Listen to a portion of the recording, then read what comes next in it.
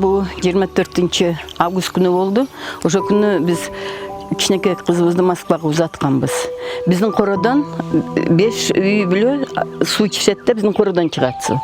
Бизге неметсем чыксам эшикке кошуналар аркты тазалап атышыптыр, суу келди деп. Анан кийин бирге тазалашып ошо жерге Тажикан Каныбек дегендер. Анан кийин сурадым да силерден кийин ким бар очередь десем, эч ким жок, сизге может сизге беребиз дешти. Анан кийин кетип неметкенден кийин эле Юрбарич неме деди, саат 9-да суу келди дептик. Келгенде суу мына ушу жерде эле 1,5 саатта мына ушу жерде эле неметти. Вот. Анан кийин ошо неметкенден кийин суу бүтүп калыптыр. Бүтүп калгандан кийин бүттү, барып буруп келейин деди. Кошуналар айтты, биздин көчөнүн очереди. Десе барса ал жерде неме дептир, мен саат 12-ден бери сууну айдап атам, биз сугарабыз, биздин суу деп. Мына ошо. Эми мына жерде огороддун состояниясын көрүп атасыңар.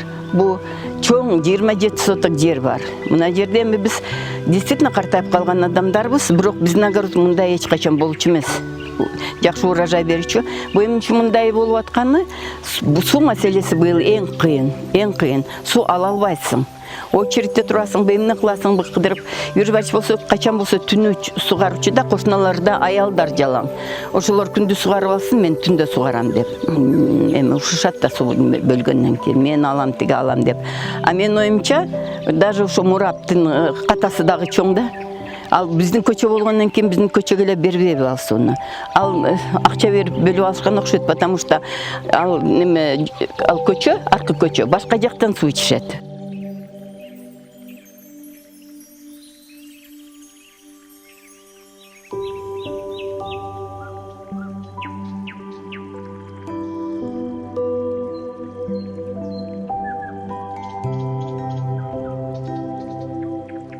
Мен эми бул Юрий Барсовичтин кошунасы болом. Действительно, мен өзүм жүрөгүм ооруп түнкү саат 12 бирлери ошо экөөнүн ортолугунда жүрөгүм ооруп дары ичип эми эле жаттым эле.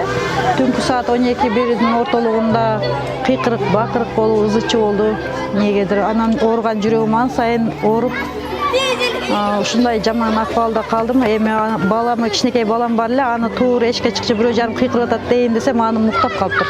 Эми эмне болсо жыга чапсам чыгайынчы, как будто биздин тушубузда кыйкырып аткандай болду да. Ошентип анан чыктым, сыртка чыксам, Юрий Барсовичтин эшигинин алдында экен булар. Эшигинин алдында турушуп кыйкырык, бакырык, эми укмуш сөгүп аябай сөктү. Чоң эле мугалимде сөктү, ал сөккөнү дагы туура эмес болду. Анан эми менин сөзүмдү деле эми сен ким элең дегенси уккудай эмес, ал балачы ушундай укмушту да, жини келип калыптыр. 2 бала экен, экөө. Мындай жакшы карасам, чото Тимур эле деп ойлодум. Анан айттым, эми укса укпаса эми бирөө сөзүм, баягы баланын кыйкырык бакырыгынан жүрөгүм дагы өтө козголду да, оорусу. Анан айттым бирөө сөзүмө, балам түнкү саат 1 убак болуп калды, мага окшогон оорукчандар бар дедим.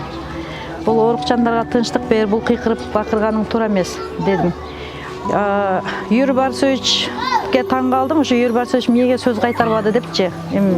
Ошонча сөгүштөн кийин сөз кайтарса болот эле да деп карап турсам сөз кайтарбады. Көрсө Юрий Барсовичтин жагы сынып калган экен да. Анан ушул бети ушундайынан кан экен. Баягы канды көрүп мен өзүм да коркуп кеттим аябай. Эмне болду экен деп. Гапка сөзгө келбейт баягы бала. Сөгүп сагып ошентип чыгып кетти. Менин сөзүмдү деле угушкан жок алар өзү. Вообще уккан деле жок. Бирөө сөзүм ошону айтып калдым, түнкү саат 1-2-лерде оорукчандар бар, немелер бар, мага окшогон жүрөк оорукчандар бар, тынчтык бергиле деген эле сөзүм болду.